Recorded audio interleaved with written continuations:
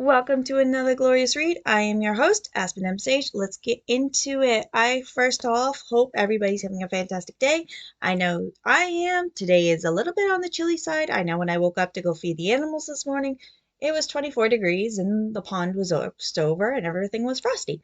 So it's getting to the time where snow is expected and it's getting cold, and I kind of like it. I prefer it over the heat. I do have the wood stove going, and I think later I might try to make some apple strudels kind of thing, little pastries. I do know that the holidays are also coming, so that's also getting a little bit more cheerful out there, a little bit more colorful. I know everybody's like, oh, family time, yay. I understand that completely. But remember, surround yourselves with the ones that count. I know, like I said, Christmas is coming. And for me, I like to make gifts. Sometimes I purchase them from small local businesses for gifts to be displayed or for people I know that would use them. Or in my case, I do have some book besties I like to share my book recommendations with, and we talk about them all day long. And, sometimes we'll have like coffee and tea and talk about it. But, we also talk about the books that I'm writing too, and, how people get involved and they get, happy and they're like, oh. So be out the lookout there for, your book besties, and, make sure that you guys share your favorite reads if they have not read them already. Because, sometimes we're all mind linked together and we're like, oh yeah, we already read that book. So last episode I left off on his Lycan Luna and all them, or the Lycan Luna series. I did have to read the sixth book, what was the King's Royal Guard. This book features my favorite character, Liam and Dustin. And you also, when you read this book, you get the old characters back. So honestly, just calls, you did Liam dirty. I love him still, but the poor boy needs a break. Like, he gives the definition to, oh, it's cute. Oh, it's traumatized, but, and you just want to hold him and cuddle him and be like, take him away from the altar and be like, no, you're not allowed to hurt him no more. So poor Liam has a really bad past, and this book actually jumps back to the beginning. Kind of, it's the shadow work or the origins of the Lycan Luna series. So you get to hear about Princess Claire, so the king's sister, and how she became pregnant.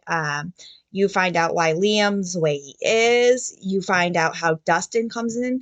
And surprisingly, through this book, Dustin is more of a hard ass than I thought he was, because he was so quiet throughout the other series. But hearing him grow up and becoming, saved by Liam, and how he joined the guard and the students and the training, and how he was attached to Liam as a child, but then at the same time he was mad at Liam for killing his father accidentally, but it was still one of those things that he was bitter for. Liam tries, and he's so funny even through this book, and he's also like very protective. And you also get a little bit of like Abby's past life, kind of like not her past life, but like her grandmother and her mother and her aunt. So Damien's like mate that he had killed. So you get that story too. And honestly, this book is really well done for an origin series that was not written first. So when you read the Lycan Luna series, you get the gist of the story. And then you get the origins, and now you can put all these puzzle pieces that you couldn't figure out in that book together. So the book does start off with like Liam going to find out why these hunters killed off his pack, and then he finds like Dustin in the closet, and obviously he takes Dustin back with him. It's very nicely done, this whole story. Honestly, it's like you get like I said before, the puzzle pieces fall into place, and you find out about Claire and why Liam's so upset about her death. And you find out like they were actually like lovers in a way. And of course, Liam, being Liam, has to taunt Kyson on it and be like, haha, I slept with your sister. And he's like, I don't want to hear about this. And then he's like, I'm going to kill you. And of course, he runs back to Clarice, who's that lovely older Lycan lady who raised all these boys. And of course, you hear about Damien and all of his struggles of how he dealt with his mate's loss or her fidelity and, her rejection for him. So you also hear about Dustin's side of the story about him growing up and how he's been picked on all through the guard and how he just wants to be peaceful and quiet. And then you hear about Marissa, the lady that raised Ivy, who was supposed to be her father's mate. And you actually hear about her and Dustin were actually pretty close. Not like intimate wise, but pretty friendship wise. And then you hear about, and what made me cry, and I mean broke down tears, completely cry, is Claire's death and how the scene was. And Jessica Hall did a really wonderful job describing the scene. It almost felt like being there, and it just instant tears. It might have been because I was a mom. I am a mom myself, so like the image of this whole fiasco. And then you come to find out that Dustin was like there guarding the room without realizing the horrors that went there. And then, of course, Liam comes in, Kyson comes in. They're a freaking mess. Everybody's a mess. And, like, poor Liam doesn't know how to handle himself. He goes completely breakdown. Um, and, of course, Clarice is like, it's okay. I'm here for you. You're here for me. You know, we're together. And he's just like, mama, just like, he's just completely gone. And the poor boy doesn't know what to do. And of course, Dustin's what this thing is. And he's like, oh my God, the deranged man's actually human. Well, Lycan, like he's actually normal. He does have sympathy. He does cry. Like from a man that just nothing but laughs. Like, I guess in Liam's world, when he suffers pain, he just psycho laughs. It's kind of funny, I find it, because like I understand like it's a trigger trauma response, especially for what he endured growing up. And also in this book, you hear about Ivy's original kingdom falling and how Trey comes into it and Cedric. Um, you just hear about all these things and how actually Liam is the one that found that kingdom had fallen and how there's supposedly a princess being lost and how Kyson's basically looking for her. You also hear about Kyson's like struggle and alcoholism and stuff and how he loses control to his like inside. So this book actually is like the origins or the backstory that Ivy hears throughout her series. So I love this book. The spice levels are minimum. I will admit that. They're a little bit of three. This is the first book I've ever read that had man on man action between Liam and Dustin. It is. I was waiting and I was waiting. I'm like, I know it's coming. I just didn't know when it was coming. And of course, both of them are wise asses. And you also find out that Liam sleeps with a teddy bear that Dustin gave him as a child.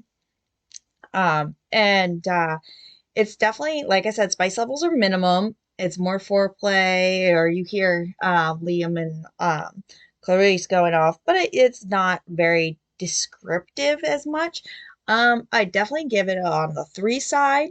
Like I said, my favorite characters, I always tell you who they are. Again, in this book, it's still Liam, because not just because he's the main character, just because you finally hear his story and everything. Clarice, she made a step up because you finally hear where she's been all in this book, how she helped Liam grow and how she basically showed him love and compassion where his own family would not. And you also hear about obviously Dustin and him growing up. I got new respect for the man. I thought he was kind of a slump, but he is not. And the boy struggled often enough too. Um, Definitely give this book a solid 5, just like I did the rest of the series.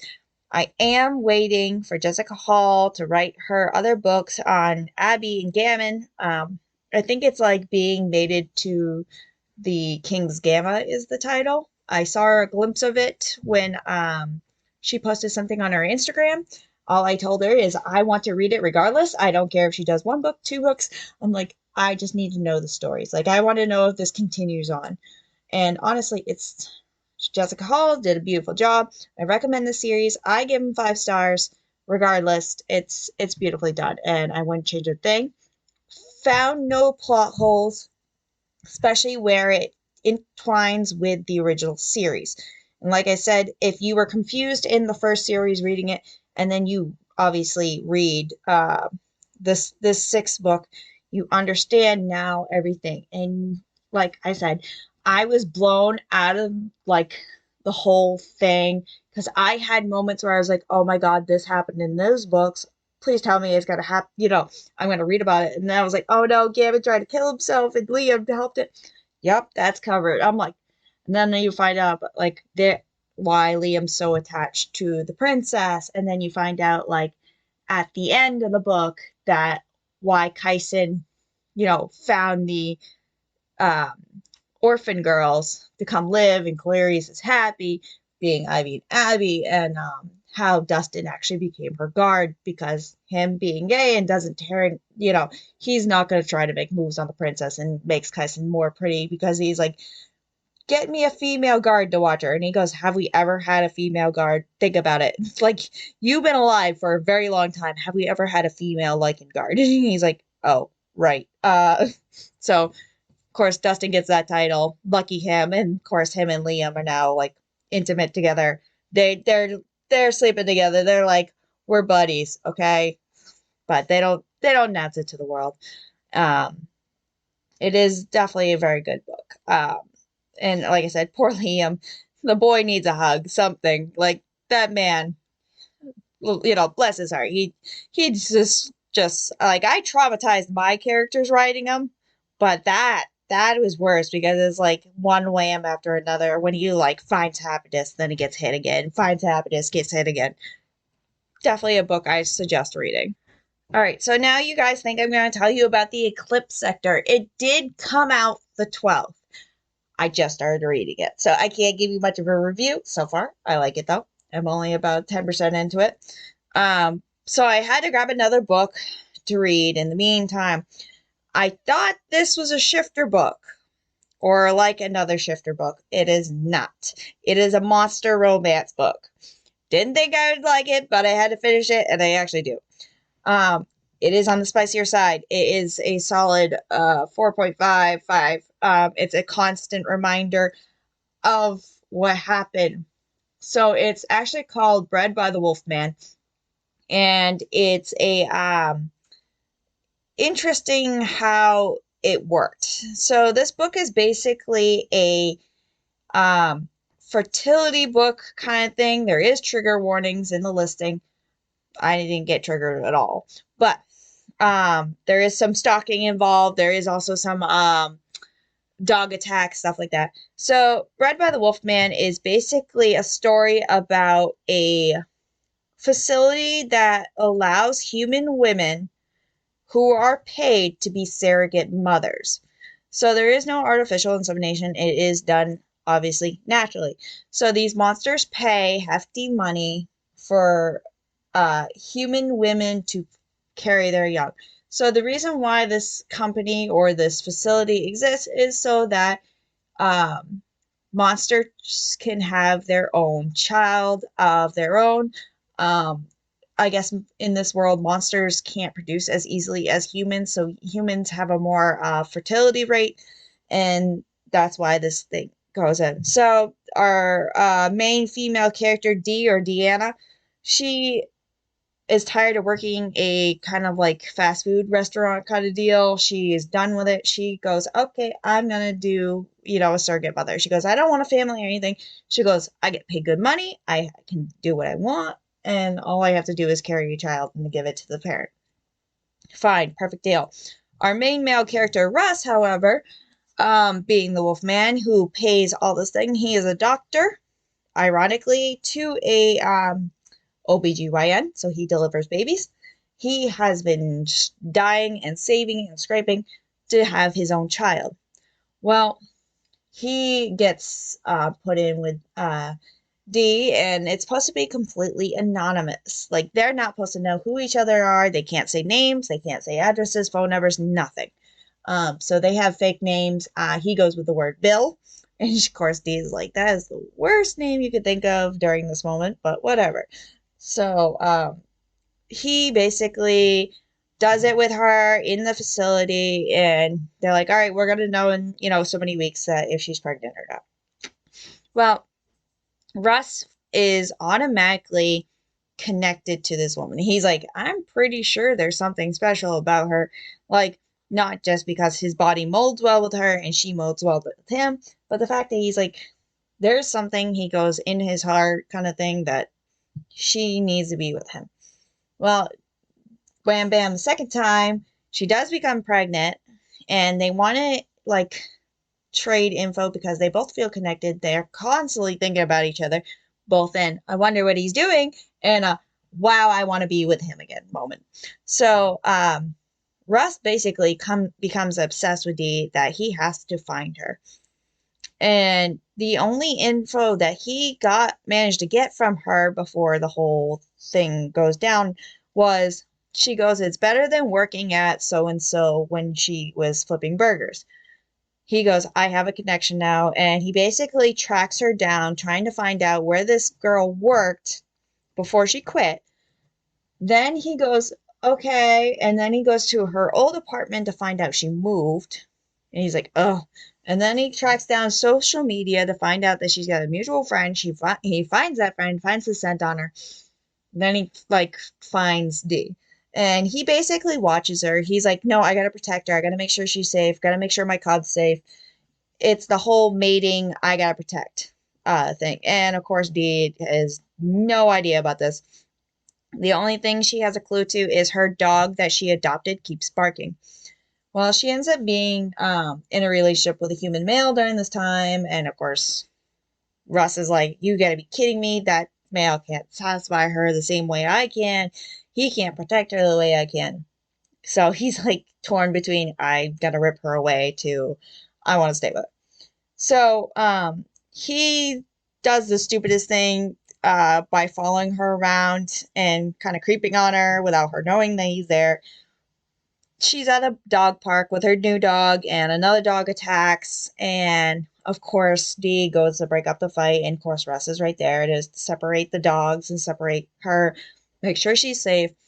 And it turns into a whole thing where they try to like he tries to play it off that yeah, I'm gonna be your friend, and he goes, well, if you need help carrying a wolf, the wolf pup, let me know, blah blah blah, because I'm a doctor.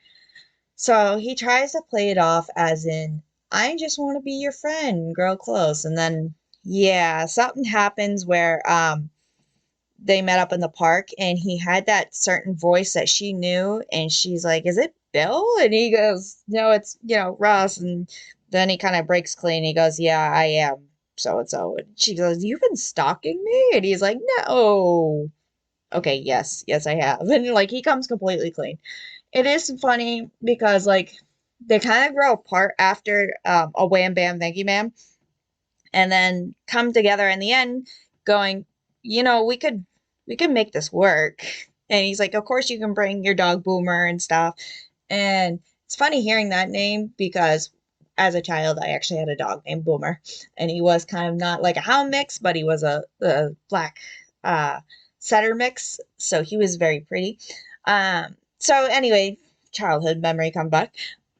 This guy takes her back to his place, and she like has hormones, and she starts to vote like inviting him to the ultrasounds and stuff. And so basically, she goes, in the end, I can't guarantee I am going to be a fit mate. I'm not going to guarantee to be a fit mother. He goes, I seen the way you take care of your dog. I seen the way you take care of your plants. I seen the way how you care and you're emotional and stuff like that. He goes, you can do it. I know you can. And so basically the end is a happy ending. She learns to forgive him for his talking, and he realizes that he did wrong. And of course, she's like, just don't lie to me again. They do end up getting married. It is a different type of book because where I thought it was a shifter book like a Lycan or a werewolf, no, these monsters actually walk around all the time, daylight, nighttime, as monsters. You hear about a cyclops, you hear about a basilisk, you hear about um, a fishman. So you hear about everything. You hear about dragons, minotaur, stuff like that. Um, it's definitely a different taste. I don't know exactly how I feel about it as a book, like genre to read. It was a nice different taste to the palate. I will admit that it's something different, but it wasn't too different from the shifters kind of that like the liking books or the X clans and stuff like that. So there is supposed to be another book, Bred by the Dragon. I don't know if I'm going to read that one or not. In general, the book I give a 4 stars. So the 4 stars because it was a different, and I think that the story could have flown a little bit differenter. But it was a good story. Like, you kind of forget that he's an actual, like, furry wolfman because of how he acts until you hear, like, he drags a claw or how his voice or his tail swishes, and then you're like, oh yeah, this guy is actually, like, the wolf man. So Dee is definitely probably my favorite character just because she's just like, I'm set to my guns, and then she's like, I'm gonna do this, and then she's like, I can't do this, and then she's like, did I make a mistake? And then she realizes that it's not. I'm just glad it happened the way it did. There is no plot holes that I found because most of the story covered it, and it was played day by day. Like, there wasn't a big time jump. So I definitely like this book. Like I said, solid 4. Spice level, I didn't say it made me blush, but it is up on the higher end because they're constantly talking about, the feeling of each other and, all this stuff and how they interlocked and how she craves, his other side. So it's definitely a 5 for some. For me, it's probably more of a 4. But the spice, it's every 5 minutes you hear them thinking about each other or what they could be doing with each other. So forewarn if you dabble in that monster romance.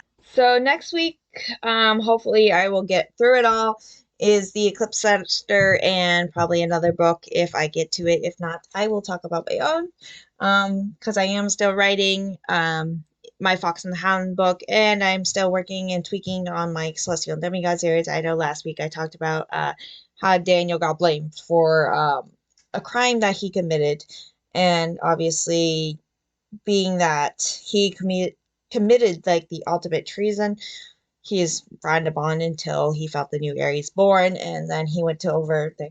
Now, Daniel didn't stalk her completely, but he did kind of like keep to the shadows and watch over her as she grew. So, Ares is definitely a fiery tempered woman. She lets people know when she's fiery, but she also tries to be bubbly and happy. But coming on to her 25th birthday, of course, things start changing and she starts feeling warm because her elemental ability is fire. So she starts to feel the little warmth, and Daniel's starting to know that he might not be able to hide in the shadows much longer. But the problem is, when he starts introducing himself as the neighbor next door, he starts to draw the attention of the king of the Celestials, the one that most wants him dead in the world right now. And he's like, oh, the one man I was hoping never to cross paths with right now. Of course, it's funny because Ares is friends with the king, Leo, and a few of the other Celestial and Guardian. What was Capricorn, who is the other Celestial, and Paige, who is the king's guardian, and Grift, who is Capricorn's guardian. So like I said, I'm still rewriting those books, but I'll give you little nitpicks, I think, at every little episode until I get those books out, and then I'll let everybody know who does read or wants to read when those books are been updated and the story flows much better. But into the meantime, I'm going to keep crafting because right now I just decided that I want to try knitting and crocheting because I like warm sweaters, and where I live up in the North Country, I know other people think this is pretty south. It does get cold. It does get cold, and sometimes we'll get like negative 10-degree days, and I'm like, I like sweaters. Sweaters are comfy, so I'll wear sweaters all the time. But that is all for today, guys, and thank you for listening, and I do hope that you have a fantastic day. Enjoy a nice hot coffee, cocoa, tea, enjoy a snack for me, and maybe go treat yourself. Do something nice for yourself. Maybe go try something new. But thank you guys for listening, and catch you on the next episode. Bye-bye.